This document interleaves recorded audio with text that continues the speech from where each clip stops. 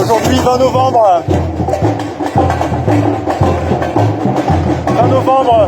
jour de l'anniversaire de la Convention internationale des droits de l'enfant. L'article 9 n'est pas respecté. Celui qui dit que les enfants ont le droit d'être aimés et éduqués par leurs deux parents, même après les séparations.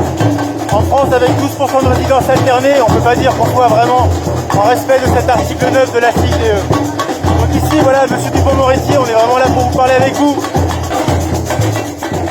Bonjour et bienvenue dans le numéro 80 de Jaf ta mère sur RLP, l'émission de la famille contemporaine via le regard des papas. Donc nous venons d'entendre aujourd'hui Laurent Guerlot, qui est allé manifester samedi dernier, samedi 20 novembre, jour des droits de l'enfant, anniversaire de la CIDE, Convention internationale des droits de l'enfant, dont la France est signataire, et qui est allé avec ses amis en percussion brésilienne devant les portes du ministère de la Justice. Cette émission sera aujourd'hui dédiée à un ouvrage qui m'a passionné, qui m'a touché et m'a fait beaucoup rire, qui s'appelle « Un parricide ordinaire » d'Ambroise Debussy. Nous aurons donc une émission en deux parties, aujourd'hui et la semaine prochaine, avec Monsieur Debussy, sur cet ouvrage, vous allez voir, qui nous permettra d'évoquer cette problématique. Qu'est-ce qui se passe vraiment lorsqu'un couple se sépare, se retrouve aux affaires familiales devant un juge? Surprise, un juge, ou plutôt la plupart du temps une juge. Et lorsque, dans le cas présent, un père tente de garder le lien avec ses enfants alors que son ex se nourrit du conflit et tente de l'en empêcher. Monsieur Debussy est un professionnel du droit, il a eu accès à un temps de dossier, il a eu des aventures effectivement également personnelles et il nous a fait cet ouvrage que je vous recommande, qui est disponible un peu partout, dans toutes les bonnes librairies ou par correspondance sur Amazon. Nous sommes très heureux de l'accueillir, c'est une exclusivité RLP, ne bougez pas, c'est juste après ça. RLP. Radio libre en Périgord.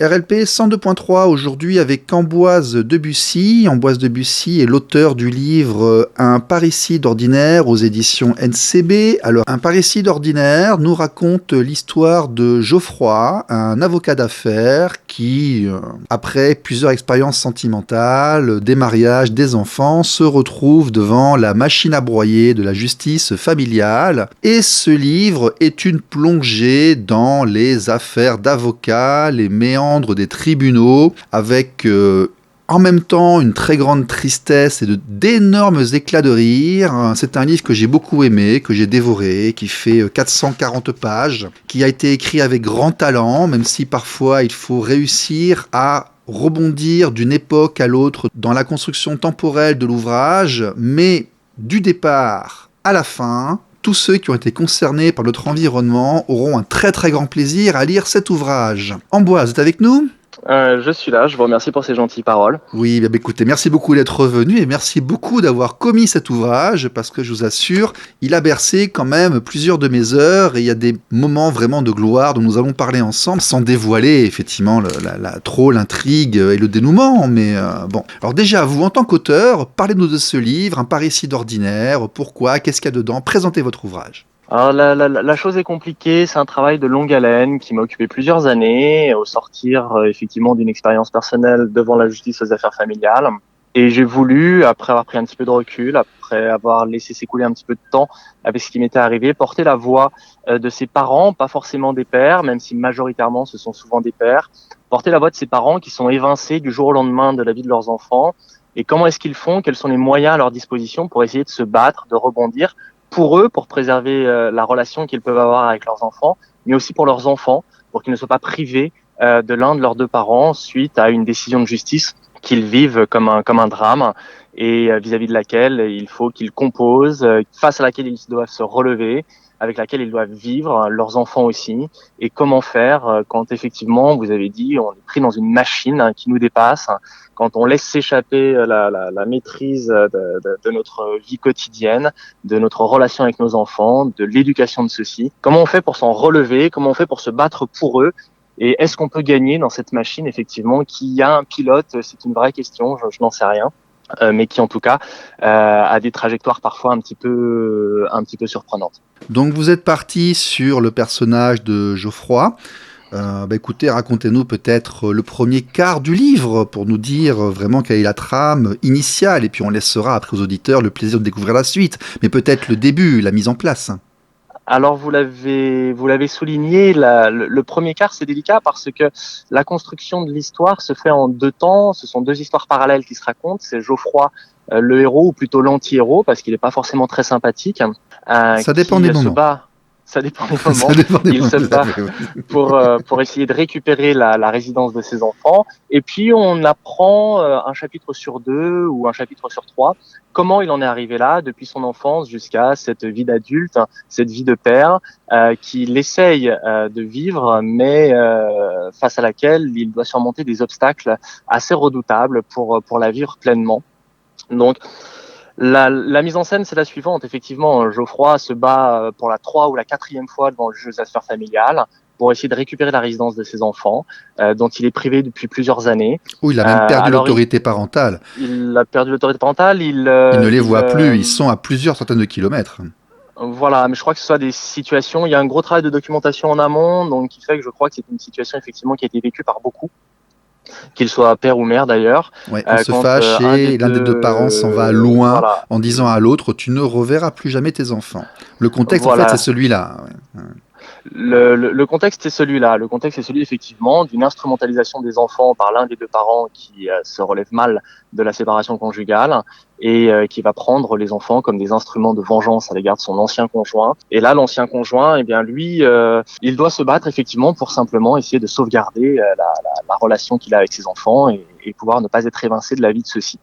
Donc, c'est ce combat qu'il va mener dans ce premier quart du livre, qui se veut parfois un huis clos aussi, parce que c'est aussi c'était pour moi l'occasion de faire découvrir au lecteur comment se passe l'envers du décor, comment se passent les réflexions des juges, comment se déroulent des délibérés, qu'est-ce qui anime, comment réfléchissent les juges, comment est-ce qu'ils sont instrumentalisés parfois par des avocats, par des partis, par des pères, par des mères, et mieux faire découvrir au plus grand nombre les arcanes de ce système judiciaire dont on ne sort pas indemne effectivement quand on met le doigt dedans.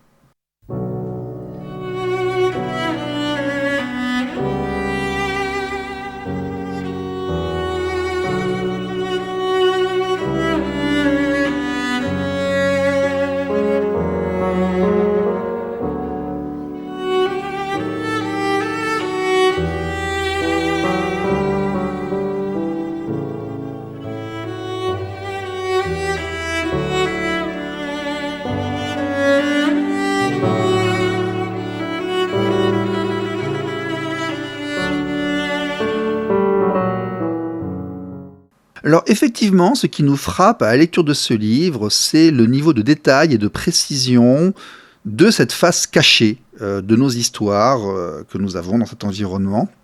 La façon dont les délibérés sont pris, avec une absence parfois de maîtrise du droit, un parti pris relativement flagrant, de l'idéologie, une certaine médiocrité, on va le dire. Ce sont quand même 3 pauvres personnes autour d'une table, et encore, vous êtes bien généreux, parce qu'à beaucoup d'endroits, il n'y en a pas 3 qui parlent entre eux, il n'y en a qu'une seule, avec une systématisation du type de résultats fournis. En l'occurrence, dans le cas présent, l'enfant est majoritairement confié à la mère. On se demande bien où est le droit ici, pourquoi est dans un tribunal pour faire ce genre de choses. Et l'accentuation sur la statistique, le nombre de dossiers créés. Alors ça, quand même, pour en avoir eu connaissance, il faut l'avoir vu. Comment vous connaissez tout ça ? Alors, je suis juriste, donc j'ai une formation juridique, une formation universitaire, une formation de chercheur. Aujourd'hui, je suis praticien du droit et effectivement, on a des statistiques brutes qui sont assez redoutables. L'INSEE nous apprenait d'une dizaine d'années, un peu moins de 10 ans, que 75% des enfants suite à une séparation vivent avec leur mère, 10% avec leur père, 15% de manière alternée. Le ministère de la Justice avait des chiffres un peu plus flatteurs en 2013 dans un rapport qu'il a publié. Il disait qu'en cas de désaccord, on avait 63% des enfants vivant avec leur mère, 25% chez leur père et 12% de manière alternée. Bon, moi j'ai 7 ou 8% sur le blog Alors, sospapa24.com. Je suis à 8% de garde au père dans les situations conflictuelles et cela comprend à la fois les enfants adolescents et les mères dysfonctionnantes. Donc on va généraliser un peu plus si vous voulez. Ils essaient de masquer la réalité, mais elle est beaucoup plus noire que ça. Alors j'ai voulu moi-même questionner la source. Donc j'ai réussi à me procurer, dans le cadre de la documentation pour réaliser l'ouvrage, les chiffres bruts de décisions rendues par un grand tribunal de province sur une période significative. J'ai demandé, j'ai obtenu, et je le remercie, l'intégralité des décisions rendues par les juges aux affaires familiales concernant la résidence des enfants sur plus d'un mois. Et alors du coup, j'ai pu faire mes propres statistiques. Et effectivement, elles sont en fait à mi-chemin. Je suis à environ 70% de résidence chez la mère, 15% chez le père et un petit peu moins de 20% de résidence alternée de manière assez récente. C'est des études qui sont assez rarement faites. En tout cas, j'en avais pas trouvé. C'est pour ça que je me suis fait ma propre étude parce que c'est toujours une chose d'étudier les résultats des autres, mais ça implique que l'on fasse effectivement totalement confiance à l'auteur de l'étude.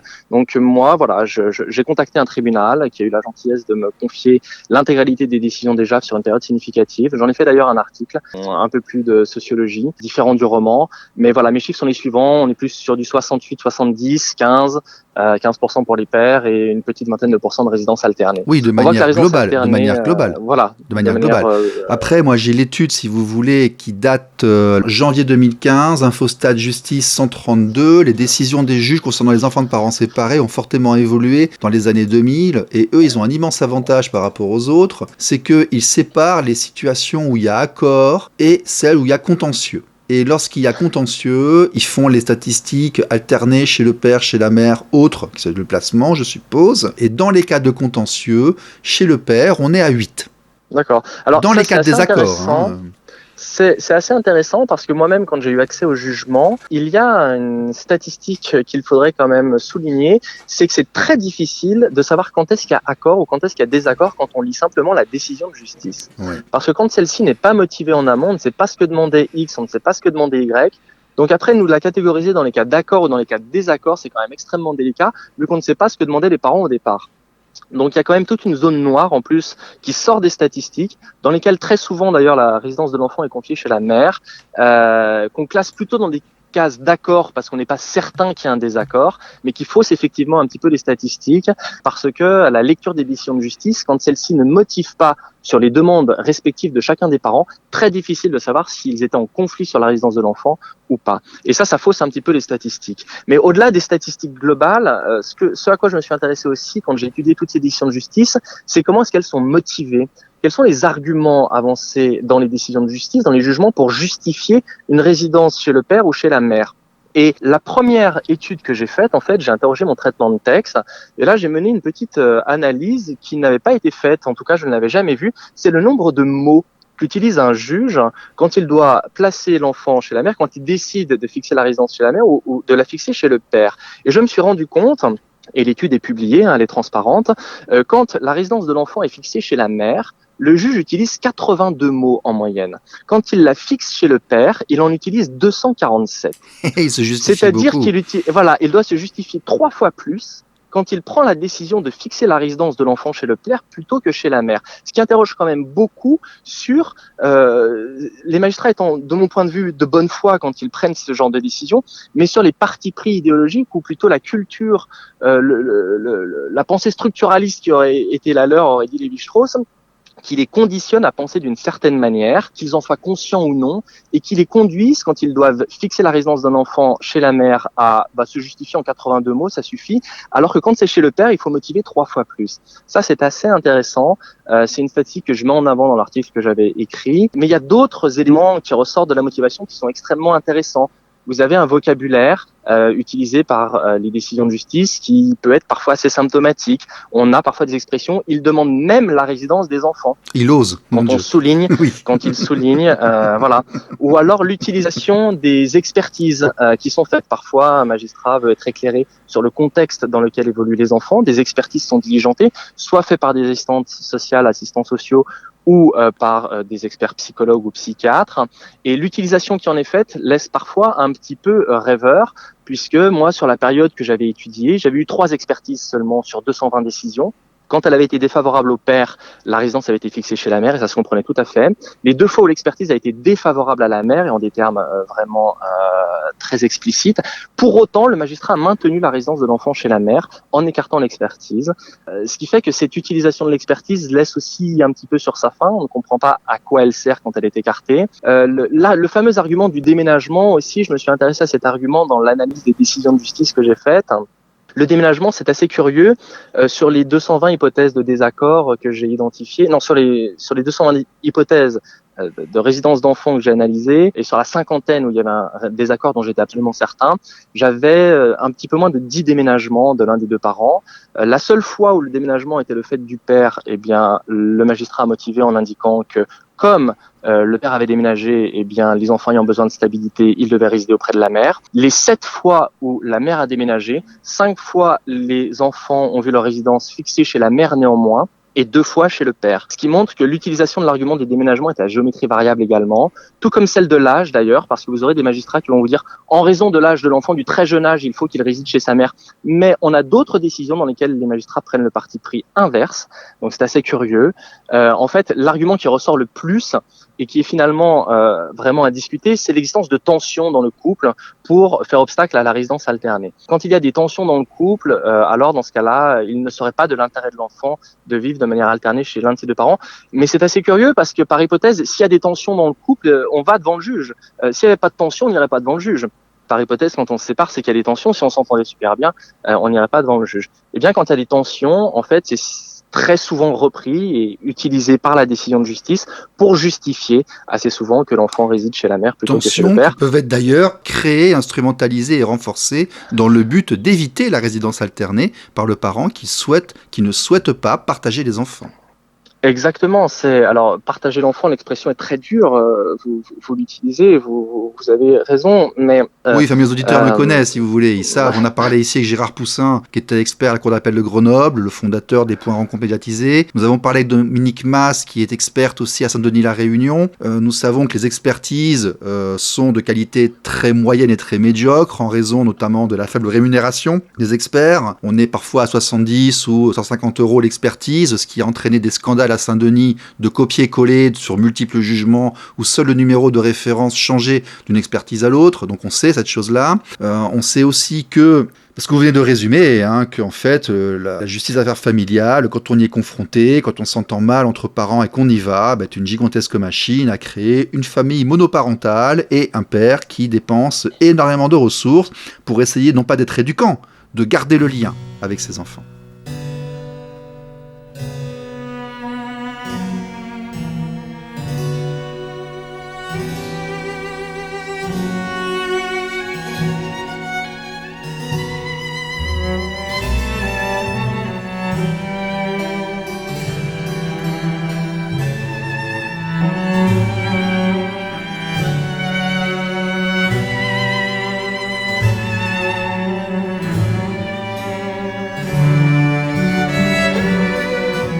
Donc on va rebondir effectivement sur ces statistiques et regarder, parlant d'égalité homme-femme et autres, enfin vous, toutes ces scènes, comment dirais-je, délectables, qu'on dévore, de délibérés, de jurisprudence, d'ambiance des tribunaux, alors on se dit, nous qui sommes là à cran, alors nos enfants, est-ce qu'on va réussir à les voir? Et on se retrouve avec 3 kékés devant une table qui discutent un peu en disant, alors qu'est-ce qu'on fait? On les donne pas et autres. Vous l'avez vu en vrai? Vous l'avez vécu ça de l'intérieur?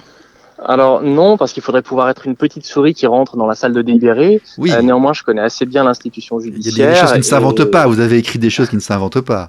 Mais on peut avoir accès à des études assez sérieuses et puis par sa pratique, moi par ma pratique, effectivement, je suis assez bien renseigné sur la manière dont peut se dérouler un délibéré, même si ma pratique professionnelle m'éloigne assez du contentieux des affaires familiales. On peut savoir que dans un délibéré, effectivement, il faut que les différentes voix s'expriment, il faut que chacun puisse avoir sa part et on arrive avec des projets, des propositions, des envies, des points de vue sur des dossiers qui doivent se croiser pour enrichir le délibéré, effectivement. Mais à un moment donné, il faut trancher et il faut qu'effectivement une majorité se dessine autour d'une solution. Ouais, L'idée, là, ils sont effectivement- 3 et puis la chef, les solutions, elle en a qu'une. Hein. Alors, dans un délibéré, il y a des rapports de force qui peuvent se créer. Après, c'est un roman, hein, c'est une fiction, donc Oui, je sais, mais voilà, elle il colle faut être, tellement à la réalité, si vous voulez, de ce qu'on a lu dans les dossiers, parce que moi j'en ai lu un certain nombre, en faisant les permanences et autres. Ça, si vous voulez, il y a vraiment un sentiment de... Enfin, ça résonne, voilà. Ce que vous écrivez résonne, vraiment. L'idée, voilà, c'était de romancer ces statistiques assez froides, assez terribles, et essayer de leur donner corps, de leur donner un petit peu d'émotion, et de faire prendre conscience, effectivement, au plus grand nombre, et de porter la voix de ces parents, j'insiste, qu'ils soient père ou mère, qui sont privés du contact avec leurs enfants, pour de mauvais motifs. Alors, j'ai aussi été impressionné par la maîtrise que vous aviez des vicissitudes et des méchancetés, des truanderies, des mensonges organisés et gérés par les avocats. La manière que l'on peut avoir de salir, d'instrumentaliser la justice, de non respecter le contradictoire, de livrer les éléments devant la porte, d'organiser, en fait, d'influencer, mais dans une absence totale de moralité. Cela pose des questions quand même. Un avocat a-t-il le droit de mentir ? Enfin, moi je connais un peu la réponse, j'en ai lu tellement, mais... Alors déjà, comment est-ce que vous avez pu décrire ces choses-là, parce que forcément ça veut dire que vous aussi vous avez lu beaucoup de jugements, vous avez suivi beaucoup d'affaires, et en tant que praticien et professionnel du droit, comment avez-vous pu identifier cette manière de faire des avocats, et peut-on accepter qu'en France, au XXIe siècle, nous ayons des avocats qui se comportent d'une telle manière, avec des mensonges et des comportements immoraux? Comment peut-on accepter ça? Et déjà, vous, comment l'avez-vous identifié? Et deuxièmement, est-ce normal? Alors, il s'agit, encore une fois, d'une œuvre un petit peu romanesque. Et effectivement, on a tous rencontré un jour un professionnel, quelle que soit la profession, qui est bon, et un autre qui est moins bon. Un qui a plus ou moins de moralité.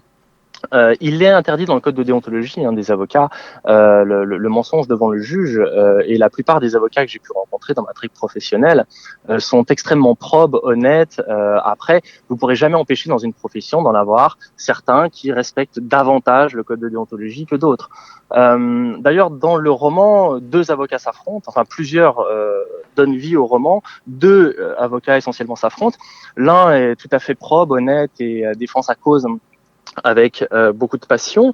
L'autre a l'air peut-être un petit peu plus désabusé, joue un petit peu plus avec le système, comme vous le dites. Maintenant, est-ce que c'est souhaitable ? C'est une réalité qui m'est revenue de certains retours d'expérience que j'ai entendus, effectivement. C'est une réalité à laquelle on peut parfois être confronté quand on est pris dans le système. Une des difficultés, en fait, davantage finalement que le rôle de l'avocat, je crois, qui va défendre les intérêts de son client, je crois pour les parents, l'une des principales difficultés, c'est d'être privé de la maîtrise de l'affaire. Une des difficultés que moi j'ai identifiées et que j'ai peut-être voulu restituer aussi, c'est que lorsque vous faites appel à un intermédiaire, à un mandataire pour défendre vos intérêts en justice, l'affaire vous échappe. Oui. Parce que le mandataire prend votre cause et va l'arbitrer avec un autre mandataire, et les deux parents finalement sont évincés de la discussion principale qui peut être le bien-être de l'enfant, l'équilibre de l'enfant, et ils ne savent plus véritablement ce qui est dit en leur nom, puisque les avocats peuvent échanger entre eux sous couvert de secret, et ils ne savent plus vraiment, ils n'ont plus vraiment de maîtrise, de connaissance de où en est leur affaire.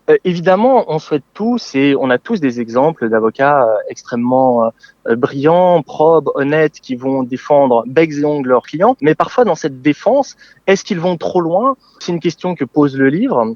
Jusqu'où est-ce qu'ils peuvent aller ? C'est une autre question que pose le livre. En tout cas, une des réponses qu'il apporte, c'est que être privé de la maîtrise, de la discussion, de l'accès à la discussion quand il s'agit de la vie de nos enfants, c'est quand même très inconfortable et ça peut être source de beaucoup d'incompréhension, de frustration et de colère finalement, puisque ce sont les avocats qui ont la parole dans ce conflit. Alors, c'est aussi quelque part indirectement un plaidoyer pour une médiation, pour faire en sorte que dans certains lieux, les parents puissent se parler en dehors de la présence de mandataires, pour effectivement ne pas avoir une discussion, une conversation qui leur échappe, une affaire qui leur échappe complètement, alors que l'objet essentiel de la conversation, c'est quand même le bien-être de leur enfant. Oui, nous allons rappeler effectivement que dans les cas de divorce, un avocat, la présence d'un avocat est obligatoire. que vous soyez ou non avocat, on le voit encore dans cet ouvrage, et nombre d'entre nous sommes plus ou moins instruits, nous voulons parler de nos enfants, on ne peut pas, on est obligé de payer quelqu'un qui va parler à notre place. Ça, c'est effectivement le point que vous soulevez et qui est vrai. Nous aussi, dans le monde associatif, on se plaint beaucoup de cette chose-là. Et le deuxième point, c'est que quand il y a mésentente,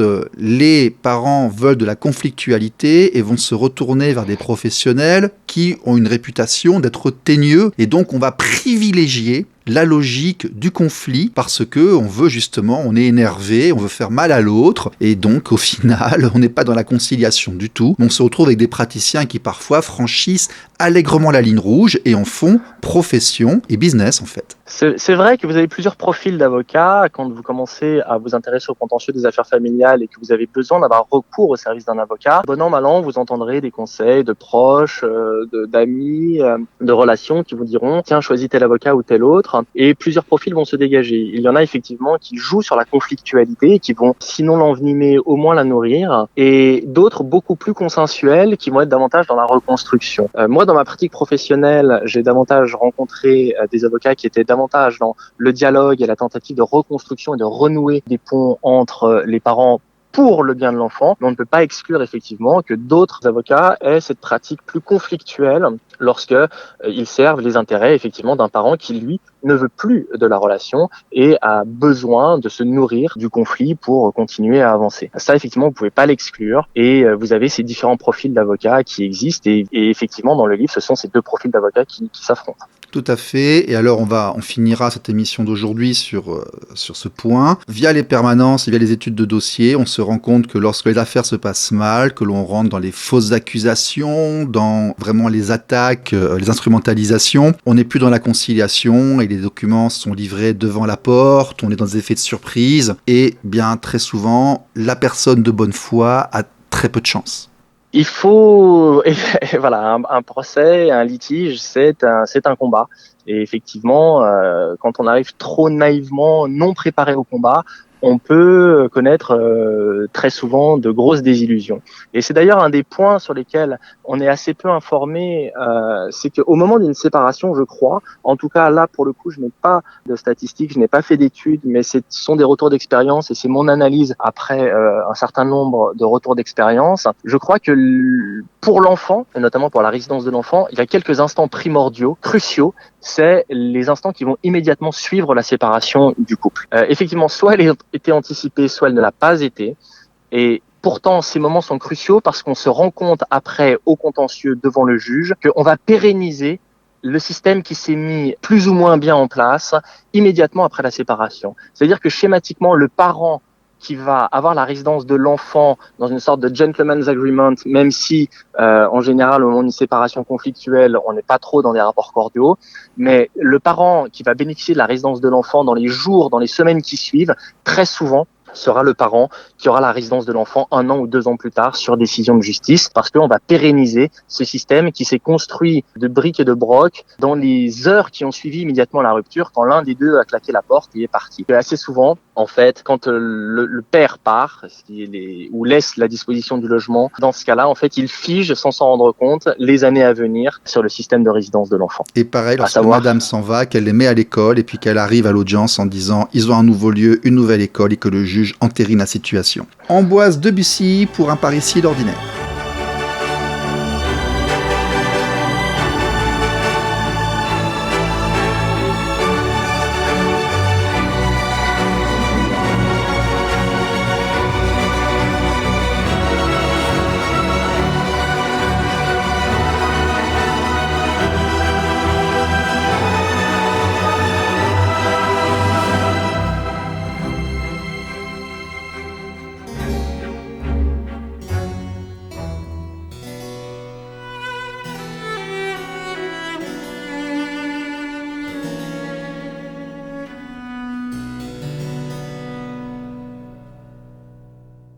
RLP. Radio libre en Périgord. Jaftamer.